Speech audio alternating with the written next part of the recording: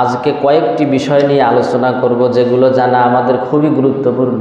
প্রথম নম্বরে আছে সুখী পরিবারের ফর্মুলা। কিভাবে আপনি আপনার পরিবারকে সুখী এবং সমৃদ্ধ রাখতে পারেন। প্রত্যেকটা পরিবারে আজ অশান্তি, মানে পরিবারে ঢুকলেই মনে হয় যে জাহান্নামে ঢুকেছি, এমন পরিবারও আছে। অনেক জায়গায় দেখা যায় যে অনেক সমস্যা লেগে থাকে। তো একটা পরিবারের সুখ শান্তি কিভাবে আসবে এটা আমাদের জানা দরকার। প্রথম নাম্বারে পরিবারে সালামের প্রচলন করা। আপনি যখন বাড়িতে যাবেন তখন বউরে সালাম দিবেন, আসসালামু আলাইকুম ওয়া রাহমাতুল্লাহ। তাহলে দেখবেন যে প্রথম দিনে সমস্যা হতে পারে, কিন্তু ধীরে ধীরে দেখবেন যে পরিবারে আল্লাহ পাকের পক্ষ থেকে বারাকা নাজিল হবে। সন্তানদেরকে সালাম দিবেন, সন্তানরাও ধীরে ধীরে আপনারে সালাম দেওয়া শুরু করবে। আল্লাহর হাবিব সাল্লাল্লাহু আলাইহি ওয়াসাল্লাম বলেছেন যে আমি কি তোমাদেরকে এমন একটা জিনিসের কথা বলে দেব না যেটা অ্যাপ্লাই করলে তোমাদের পারস্পরিক ভালোবাসা বৃদ্ধি পাবে। তা হলো আফসুস সালামা বাইনাকুম, নিজেরা নিজেদের ভেতরে সালামের প্রচলন করবে। এরপরে 2 নম্বর, তাহলে 1 নম্বর গেল সালামের প্রচলন করতে হবে পরিবারে। শুধু পরিবারে না, আপনি যদি অন্যের ঘরেও প্রবেশ করেন তাও কিন্তু সালাম দিতে হবে। পরিবারে তো সালাম দিতেই হবে, অন্যের ঘরে যদি প্রবেশ করেন সেক্ষেত্রেও সালাম দিতে হবে। আল্লাহ পাক বলেছেন ইয়া আইয়ুহাল্লাযীনা আমানু লা তাদখুলু বুয়ুতান গায়রা বুয়ুতিকুম হাত্তা তাস্তানিসু ওয়া তুসাল্লিমু আলা আহলিহা। যখন তোমরা নিজেদের ঘর ছাড়া অন্য কারো ঘরে প্রবেশ করবা তখন ঘরের মালিককে সালাম দিবা আর অনুমতি নিবা। একজন সাহাবী বলছিলেন, হুজুর আমি আমার মার কাছে যেতেও কি অনুমতি নেব? নবীজি বললেন, হ্যাঁ, তোমার মায়ের ঘরে যেতেও অনুমতি নেওয়া লাগবে, কারণ কখন কে কোন অবস্থায় থাকে এটা তো আর বোঝা যায় না।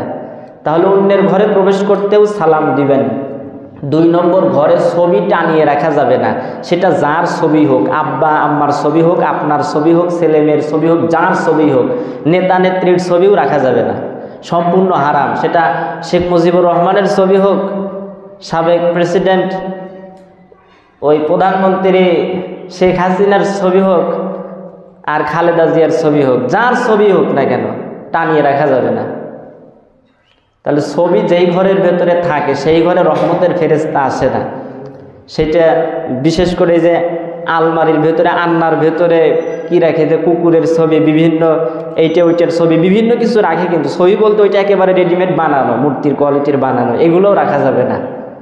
তাহলে ঘরে অবশ্যই ছবি রাখা যাবে না। তবে এই যে ছোট বাচ্চারা যে ছোট ছোট পুতুল দিয়ে খেলাধুলা করে, এইগুলো বেশিরভাগ ওলামাই জায়েজ বলেছেন যে জায়েজ এগুলো।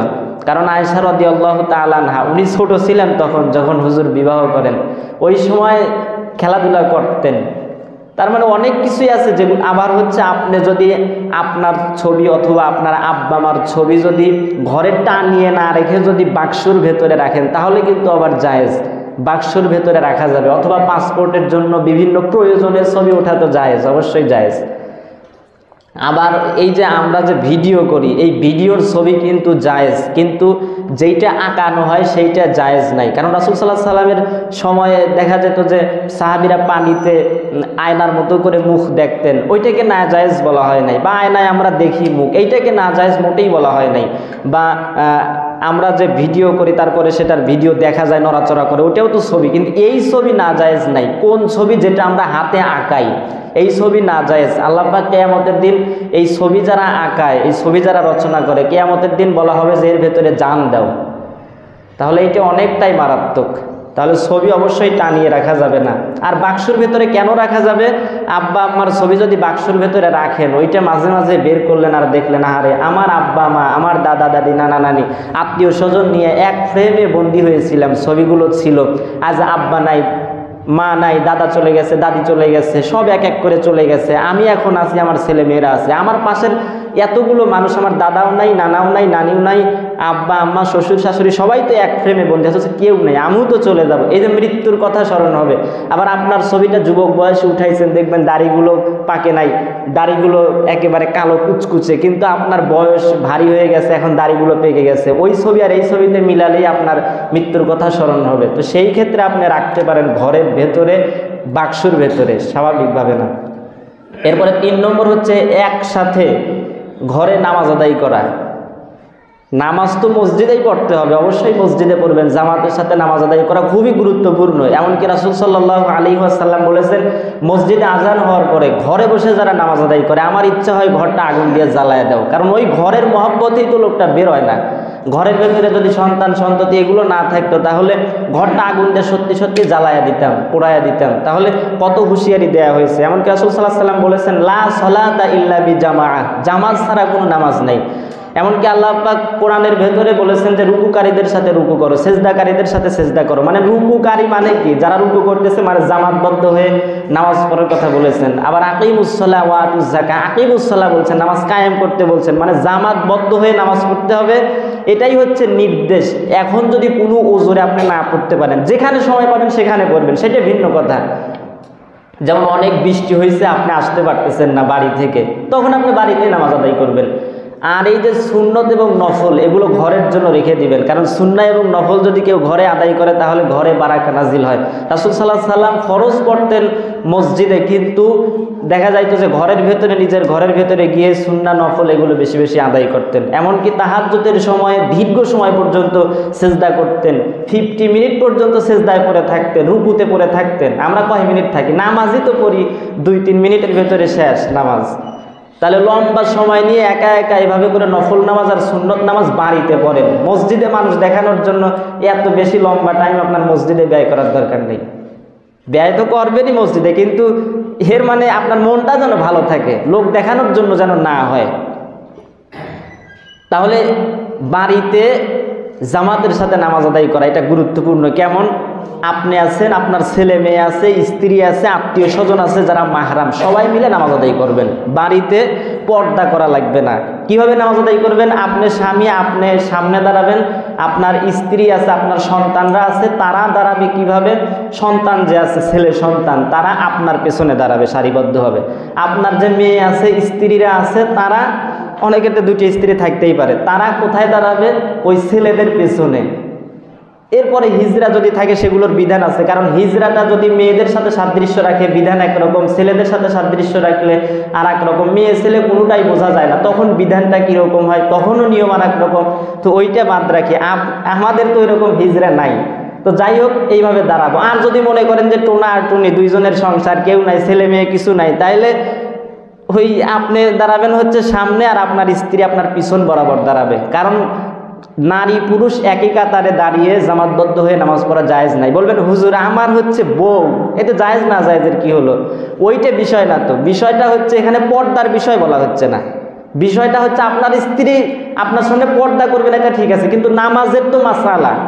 আপনার স্ত্রী কখনোই এটা করতে পারবে না, আবার আপনার স্ত্রীর তাকবীরও দিতে পারবে না। আপনিই তাকবীর দিবেন, আপনিই ইমাম, আপনিই মুয়াজ্জিন, আপনি একামত দানকারী। এক কথায় মেয়েদের ইমামতি করা জায়েজ নেই, ইমামতি করতে পারবে না।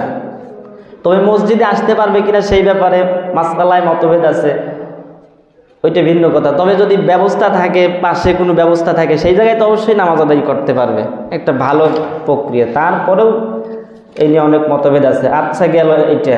এরপরে 4 নম্বর হচ্ছে একসাথে খাবার খাওয়া। কি বলতেছি বলেন তো? সুখী পরিবারের ফর্মুলা।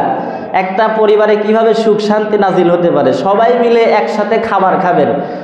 বাড়িতে যারা আছে, ছেলে মেয়ে সন্তান, ওই কি করে আলাদা আলাদা খাবার খায়। এই গাদা তোরা খা, আমি একটু পরে খাবো না, এই অভ্যাস পরিত্যাগ করা লাগবে। তারপরে সে যায় খায়, তারপরে মা একেবারে শেষে খায়।